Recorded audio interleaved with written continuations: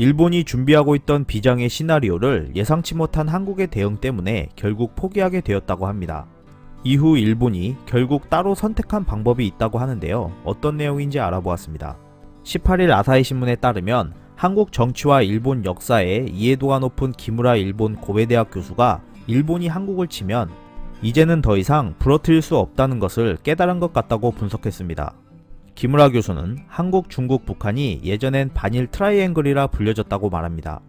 하지만 중국은 일본이 공격하기엔 강해져서 중국을 향한 공격은 사라졌고, 북한은 일본이 치면 부러진다라는 예상과 다른 행동을 한다는 걸 깨달았다고 합니다. 그중 제일 만만하게 보였던 한국은 일본이 치면 부러질 것이다 라는 생각이 아직도 남아있는데, 이제는 이마저도 상황이 달라졌다고 평가했습니다.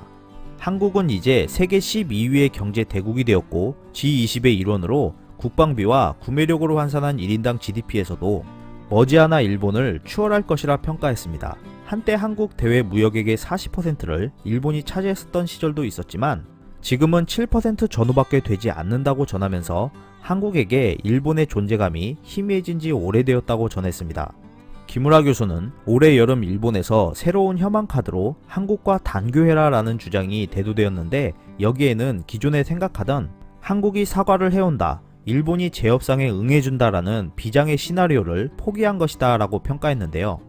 이러한 이유는 일본 내에선 아직도 한국을 때리면 부러지게 돼 있다 라는 생각이 남아있고, 일본이 한국보다 선진국이라는 걸 자부하고 싶으며 추월당하고 싶지 않다는 심리가 있다는 것 같다고 분석했습니다.